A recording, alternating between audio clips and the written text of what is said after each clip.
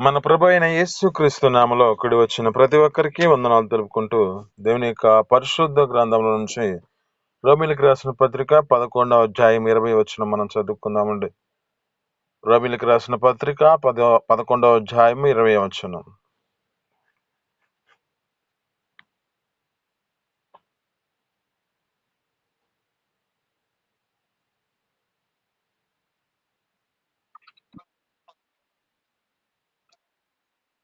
అవునండి.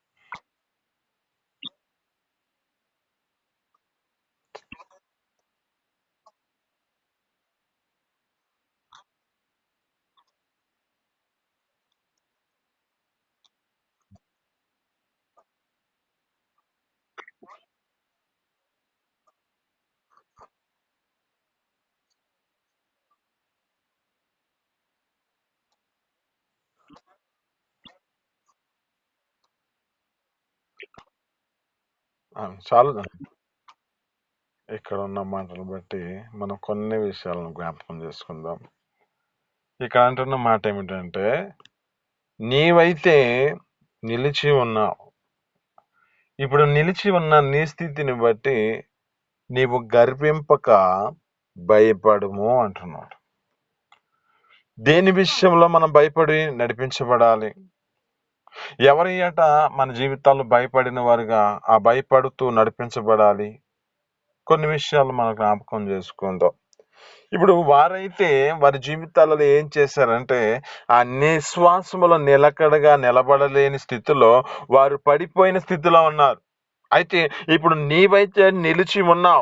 ఇప్పుడు నిలిచి ఉన్న నీ స్థితిని బట్టి ఈ శ్వాసములో నీ జీవితము ఏ విధంగా నడిపించబడుతున్నావో ఇప్పుడు ఆ విశ్వాసములతో కొనసాగించబడాలి. కానీ ఇప్పుడు నీ జీవితంలో హృదయంలో గర్వాన్ని తీసుకొచ్చుకొని గర్వింపక నీ జీవితంలో ఏం చేయమంటున్నా అంటే భయపడము అంటున్నాను. ఇప్పుడు దేవుని సన్నిధికి వచ్చిన మన జీవితాల్లో కొన్ని విషయాలు మనం జ్ఞాపకం చేసుకుందాం. ఒకటి, నోవాహు తన జీవితంలో జ్ఞాపకం చేసుకుంటే హెబ్రీలకు రాసిన పత్రికలో 11వ అధ్యాయంలో అక్కడ కనపడుతుంది. ఏమని అంటాడంటే, నోవాహు అది వరకు చూడని సంగతులను గురించి దేవుని చేత హెచ్చరించబడిన వాడై తన జీవితంలో తన ఇంటి వారందరూ దేవుని యందు భయభక్తులు కలిగి నడిపించబడి తన ఇంటి వారందరి కొరకై రక్షణ అనే ఓడను సిద్ధం చేసుకున్నాడు. ఆమేన్, హల్లెలూయా. అంటే ఆ ఓడను సిద్ధం చేసుకున్నటకు కారణం ఏమిటంటే, తన జీవితంలో జ్ఞాపకం చేసుకుంటే అంతకు ముందున్న సృష్టిలో ఏ పరిస్థితి కలిగి ఉన్నది అంటే, దేవుడు ప్రత్యేకమైన రీతిలో ఏర్పరచుకున్నవాడు ఏం చేశాడంటే అవిధేయతను కలిగి ఇప్పుడు ఆ అవిధేయత వలన మనిషిని ఈ యొక్క స్థితిని బట్టి దేవుడు ఆలోచించిన ఆలోచన ఏమిటంటే, ఆది కాండంలో 3వ అధ్యాయంలో 6వ వచనంలో అంటాడు, దేవుడు చూసి నరుల యొక్క హృదయ ఆలోచనలో కేవలం చెడ్డవని ఊహంచయో కేవలం చెడ్డదని చూసి దేవుడు ఏమనుకుంటున్నాడు అని హృదయంలో నొచ్చుకున్నాడు. ఎందుకంటే మనిషిని సృష్టించాను, ఎంతగా సృష్టించిన వాడు ఇలా అయిపోయాడని చెప్పి ఆయన బాధపడుతూ సంతాపపడుతూ హృదయంలో నొచ్చుకున్నాడంట. ఇప్పుడు ఆయన సంతాపడుతూ ఉన్నాడు, ఎందుకు ఈ మనిషిని సృష్టించానా అని ఇప్పుడు ఆలోచిస్తున్న ఆలోచన ఏమిటంటే, ఈ భూమిని నేను తుడిచివేయాలి అని ఆలోచిస్తున్నాడు.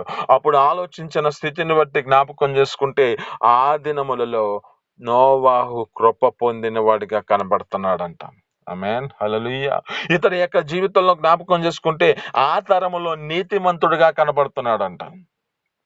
ఇప్పుడు ఆ తరంలో నీతిమంతుడిగా కనబడుతున్న వానికి ఇప్పుడు బోధించబడుతున్న మాట ఏమిటంటే, అది వరకు చూడని సంగతుల గురించి హెచ్చరించబడుతున్నాడు. ఇప్పుడు హెచ్చరించబడుతున్న స్థితిని గుర్తు చేసుకుంటే ఇప్పుడు తనతో దేవుడు చెబుతున్న మాట, నీవు ఒక ఓడను సిద్ధం చేసుకో, నేను ఈ భూమిని తుడిచివేయాలని ఆలోచిస్తున్నా, ఇప్పుడు దానిని తుడిచివేయాలని నేను ఇలా చెబుతూ ఉన్నానని చెప్పి అతనితో బోధిస్తున్నాడు. ఇప్పుడు అతనితో ఆ మాటను బోధించగా అతని జీవితంలో జ్ఞాపకం చేసుకుంటే దేవునికి తన జీవితాన్ని అప్పగించుకొని ఇప్పుడు ఓడను సిద్ధం చేసుకున్నాడు. ఇప్పుడు ఓడను ఎలాగ సిద్ధం చేసుకున్నాడంటే తన జీవితంలో ఇంచుమించు 120 ఏళ్ళు ఆ ఓడని కట్టినట్లుగా కనపడుతుంది. ఈ 120 సంవత్సరాలు తన జీవితంలో ఆ యొక్క ఓడను సిద్ధం చేసినట్లు కనబడుతుంది. ఇప్పుడు ఈ యొక్క పరిస్థితుల్లో జ్ఞాపకం చేసుకుంటే ఎంతమందో అతనిని హేళన చేస్తూ ఉండొచ్చు. ఎంతో మంది తన జీవితంలో ఎగతాళి చేస్తూ ఉండొచ్చు. జలఫలం వస్తుందంట, మునిగిపోతారంట అని ఎంతో మంది హేళన చేస్తున్నా, కానీ దేవుని సన్నిధిలో తన జీవితంలో దేవుని యందు భయభక్తులతో నడిపించబడిన వాడు కనుక దేవుడు చెప్పిన మాట రీతిలో తనకి ఎలా సిద్ధపరచబడాలో అలాగ సిద్ధపాటు చేసుకుంటున్నాడు. ఇప్పుడు అలా సిద్ధపాటు చేసిన సమయమును బట్టి జ్ఞాపకం చేసుకుంటే ఒక్కొక్క జాతుల్లో వంటి అనేకమైన వాటిని తీసుకొచ్చి దేవుడు వాటిలో కొన్ని ఒక్కొక్క దానిని 2 విధంగా తీసుకొచ్చుకొని వాటిలో సిద్ధపరిచేశాడు దేవుడు. ఇప్పుడు ఒక్కొక్కరిని సిద్ధపరిచిన వాటిలో అక్కడ జ్ఞాపకం చేసుకుంటే ఇప్పుడు నోవాహు తనకు కలిగిన ఇంటి వారందరూ ఆ ఓడలోనికి ప్రవేశించారు. ఇప్పుడు భూమి మీద జల ప్రళయం చేత నిండిపోతున్న పరిస్థితి. ఇప్పుడు భూమి అంతా తుడిచివేయబడుతున్న పరిస్థితి. ఇతను నీతో మాట్లాడుతున్న మాటలను బట్టి నీ జీవితంలో ఏ విషయాల్లో నిలిచి ఉన్నావో లేదో జ్ఞాపకం చేసుకో. ఆ నిలిచి ఉన్న నీ స్థితిని బట్టి గర్వించొద్దు. ఆ గర్వం చేత నీ జీవితంలో నడిపించబడొద్దు, కానీ దేవుని యందు భయభక్తులతో నడిపించబడు. దేవుని యొక్క సన్నిధిలోను నడిపించబడుతున్న స్థితిని గుర్తు చేసుకో. దేవుని యొక్క ప్రణాళిక ఏమిటో, దేవుని యొక్క ఉద్దేశం ఏమిటో, దేవుని నీకు ఇచ్చిన ఏ మాట రీతిలో నీకు బోధించబడుతున్నాయో ఆ మాటని అంగీకరించి నడిపించబడే స్థితిలోనికి రావాలి, కానీ ఆ మాటను తునీకరించి నీ ఇష్టానుసారమైన జీవితం నడిపించబడుతున్నామేమో గుర్తుపెట్టుకో. సామెతల గ్రంథం 16వ అధ్యాయం 25వ వచనంలో అంటాడు, ఒకని మార్గం మన దృష్టికి యథార్థంగా కనబడుతుంది, తుదకు అది మరణానికి చేరుతుంది అంటాడు. ఇది మరణానికి చేరడం కారణం ఏమిటంటే తన సొంత ఆలోచన. దేవుని ప్రణాళిక ఏమిటి, దేవుని యొక్క ఉద్దేశం ఏమిటి, ఆదాం అవలను యొక్క సృష్టించిన సృష్టిలో ఏమి ప్రణాళిక ఉద్దేశించాడు, వారిని యొక్క జీవితాల్లో జ్ఞాపకం చేసుకుంటే ప్రత్యేకమైన మాట ఏమిటి, ఫలించండి, అభివృద్ధి పొందండి, విస్తరించండి, భూమిని నిండించండి, దానిని ఏలండి, దాన్ని లోపరుచుకొని దాన్ని ఏలండి అన్నాడు. ఇంతగా తన జీవితాల్లో ఇచ్చిన యొక్క స్థితిని బట్టి ఇప్పుడు ఒక ఉన్నతమైన స్థితిలో నిలిచి ఉండవలసిన వారు ఇప్పుడు ఏం చేస్తున్నారు, తమ యొక్క స్థితిని బట్టి ఇంకా ఏదో అని చెప్పి దేవుని మాటను తునీకరించి ఇప్పటికెళ్ళిన ఏ పరిస్థితికి వెళ్ళిపోయారంటే తోటలో నుంచి వెలివేయబడిన పరిస్థితి వచ్చింది. ప్రత్యేకమైన రీతిలో నిన్ను ఏర్పరచుకున్న ఏర్పాట్లో నువ్వు ఒక నీ జీవితంలో నిలిచిపెట్టాడు. నిన్ను నిలబెట్టిన స్థితిలో ఆ నిలిచి ఉన్నావు, నీ స్థితిలో ఉన్న స్థితిని బట్టి నిలిచి నడిపించబడుతున్నావా, లేక నీ స్థితిని బట్టి ఆ నిలబెట్టిన దేవుణ్ణే మర్చిపోతున్న స్థితి ఉన్నదా? దేవుడు ఎంతగా ప్రేమించాడంటే, ప్రేమించిన దేవుడు ఏమంటున్నాడంటే అసలు జ్ఞాపకం చేసుకుంటే ఆయన ప్రేమలో ఏముందంటే మన జీవితాలలో ప్రత్యేకమైన స్థితిలో ఆయన మనల్ని ఎంతగానో ప్రేమించి కనికరించిన దేవుడు మన దేవుడు ఈ యొక్క స్థితిని బట్టి జ్ఞాపకం చేసుకుంటే వినిన మనిషి ఈ యొక్క స్థితిని బట్టి వినలేని పరిస్థితుల్లో ఉండగా ఈ నరుడు ఎంటలేదని తన జీవితంలో సృష్టితో దేవుడు మాట్లాడుకుంటున్నాడే. యెషయా గ్రంథం 1వ అధ్యాయం 2వ వచనంలో అంటాడు, యెహోవా మాట్లాడుచున్నాడు, ఆకాశం ఆలకించు, భూమి చెవియొగ్గు, నేను పిల్లలను పెంచాను, పెద్దవారిగా గొప్పవారిగా చేశాను, వారు నా మీద తిరుగుబాటు చేస్తున్నారు అంటున్నారు. దీన్ని సృష్టితో దేవుడు చెప్పుకుంటున్నాడు, ఆకాశమా ఆలకించు, భూమి చెవియొగ్గు, నేను పిల్లల్ని పెంచాను, గొప్పవారిగా చేశాను, కానీ వారు నా మీద తిరుగుబాటు చేశారు అంటున్నాను. తిరుగుబాటు చేయటం అంటే ఎలాంటిది? ఆజ్ఞ అతిక్రమించి తన జీవితంలో దేవుని సన్నిధిలో అతను దేవుని యొక్క మాటను తునీకరించిన దాన్ని బట్టి ఇప్పుడు తిరుగుబాటే కదా. ఇప్పుడు తిరుగుబాటులోనికి వచ్చాడు. నీ జీవితంలో జ్ఞాపకం చేసుకో జాగ్రత్తగా. దేవుడు నీకు ఇచ్చిన మాట ప్రకారం నువ్వు జీవించగలుగుతావు, నడిపించబడుతున్నావా, లేక నీ స్థితిని బట్టి నిలిచి ఉన్నావని చెప్పుకుంటూ నీ జీవితంలో గర్వమైన హృదయం వస్తుందో, దేవుని యందు భయభక్తులతో నడిపించబడుతున్న స్థితి ఉన్నదా, దేవునికి భయపడి నడిపించబడుతున్న స్థితి ఉన్నదో లేదో జ్ఞాపకం చేసుకో. ఇక్కడ నోవాహును మనకు చూపిస్తున్నాడు, నోవా యొక్క జీవితాన్ని చూపిస్తున్నాడు. నోవా యొక్క స్థితిని బట్టి జ్ఞాపకం చేసుకుంటే దేవునికి ఎంత భయపడిన వాడు నడిపించబడుతున్న స్థితి కనబడుతుంది. 2 అబ్రహాం యొక్క జీవితంలో జ్ఞాపకం చేసుకుంటే దేవుని యొక్క ప్రత్యేకమైన పిలుపు తనకి.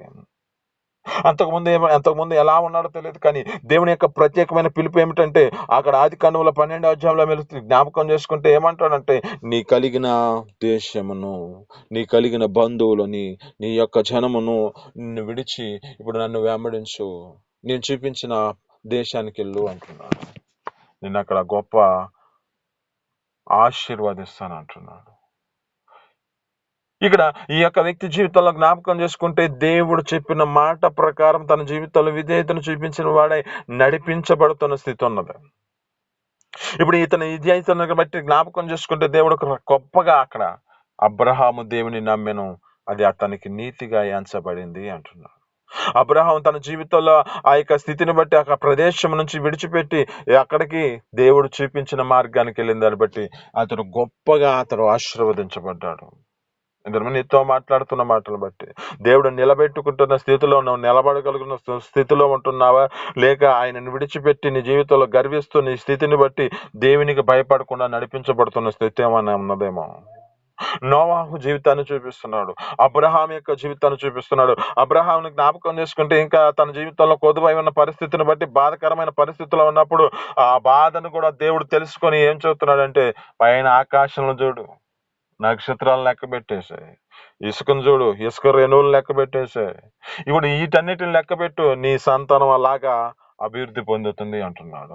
ఇప్పుడు అతని జీవితంలో గొప్పగా ఒక అద్భుతానిగా అతని స్థితిని బట్టి ఒక గర్భఫలం అనుగ్రహించబడి ఇస్సాకును అనుగ్రహించబడిన స్థితిలో జ్ఞాపకం చేసుకుంటే ఇప్పుడు ఇస్సాకును ప్రేమిస్తున్నాడు. ఈ వ్యక్తి ప్రేమించిన స్థితిని బట్టి నడిపించబడుతున్న స్థితిలో దేవుడు అతనితో మాట్లాడుతున్నాడు. ఆదికాండంలో 22వ అధ్యాయంలో అంటాడు, అక్కడ జ్ఞాపకం చేసుకుంటే ఏమని మాట్లాడుతున్నాడంటే, నీవు ప్రేమించిన ఒకగాను కుమారుడు నాకు బలి అర్పించాలి.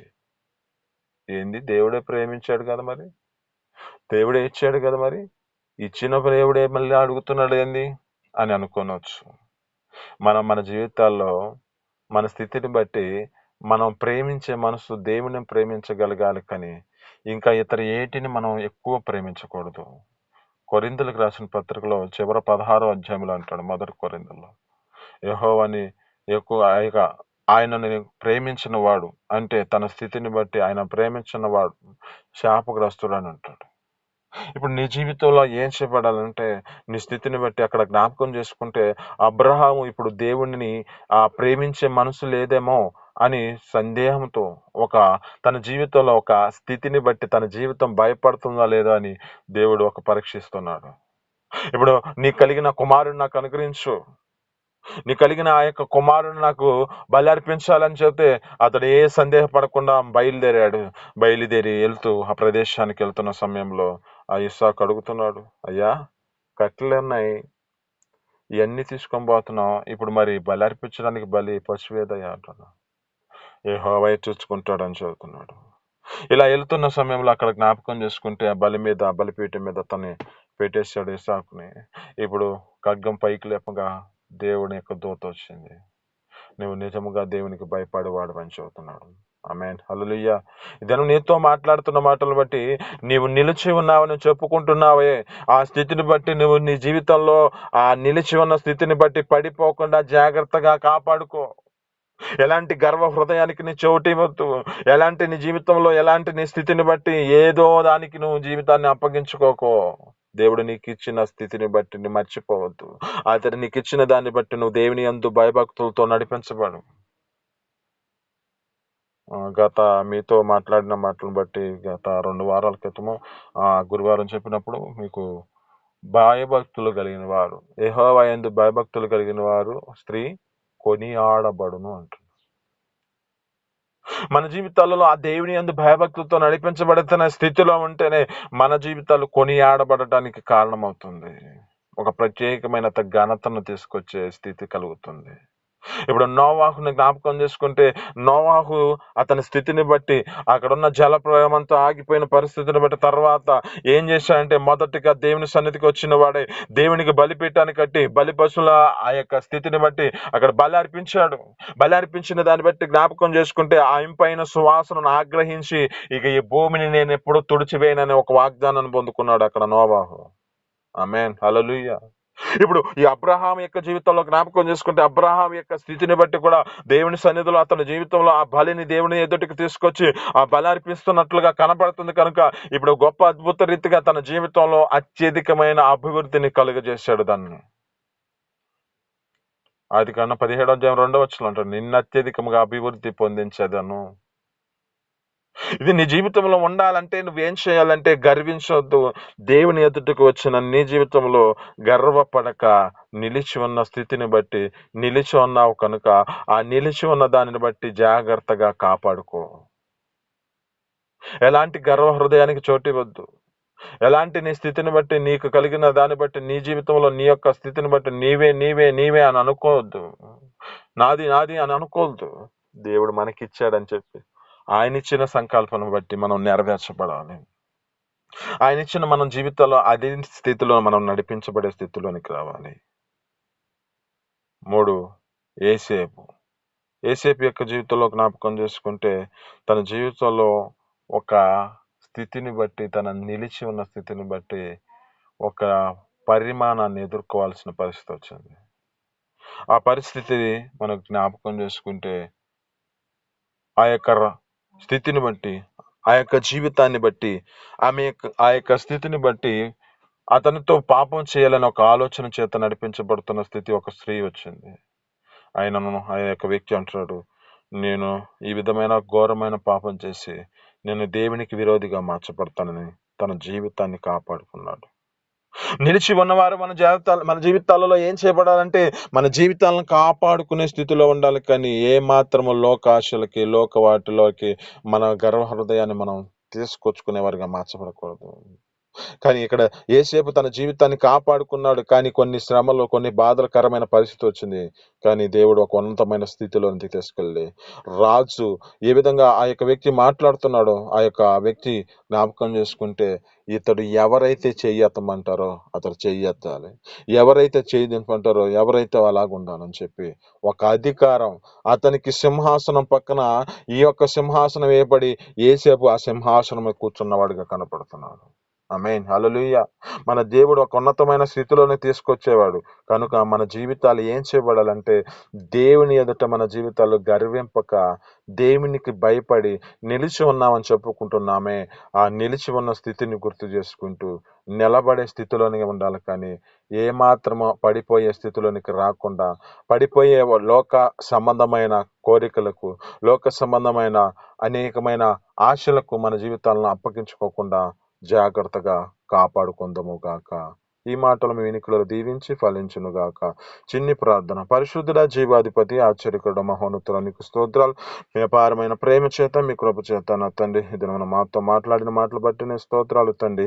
అయ్యా నిలిచి ఉన్నవారిని చెప్పుకుంటున్నా మా జీవితాల్లో గర్వింపక అయ్యా నీకు భయపడేవారిగా మార్చబడినట్లుగా కృప చూపించి సహాయం చేయండి. మీ సన్నిధిలో నా తండ్రి అయ్యా ఈ దినమున మాకు 3 వ్యక్తులు మీరు తండ్రి తెలియజేసిన దాన్ని బట్టి నేను స్తోత్రాలు. నోవాహును నా తండ్రి తన జీవితంలో అది వరకు చూడని సంగతుల గురించి హెచ్చరింపబడిన వాడై అయ్యా తన ఇంటి వారందరి కొరకు రక్షణ అనే వాడను కలుగు చేసుకున్నాడు కనుక అటు కృప మా కుటుంబాలకు కూడా మేము రక్షించుకునేవారుగా మార్చబడే కృపను దయచేయండి. అబ్రహాము తన జీవితంలో నా తండ్రి అయ్యా తన యొక్క కలిగిన వారందరిని విడిచిపెట్టి వెంబడించిన దాన్ని బట్టి నా తండ్రి అతనిని గొప్పగా ఆశీర్వదించారు కనుక నీ పిలుపునకు మేము కూడా విధేయతను చూపించగా వారిగా మార్చబడే కృపను మాకు దయచేయండి. ఏసేపు తన జీవితంలో నా తండ్రి ఎలాంటి ఘోరమైన పాపానికి తన జీవితాన్ని చోటివ్వకుండా తన యొక్క శరీరాన్ని కాపాడుకున్నట్లు కనబడుతుంది. మా జీవితాల్లో కూడా లోక సంబంధమైన కోరికలకు మా జీవితాలను అప్పగించుకోకుండా మా శరీరాలను మేము కాపాడుకుంటూ ఆ నిత్య జీవార్థమైన పరలోక రాజ్యానికి సిద్ధపాటు కలిగి ఉండే కృపను మాకు దయచేయమని యేసు పరిశుద్ధ నామమున అడిగి పొందుకొని జీవిస్తున్నాం.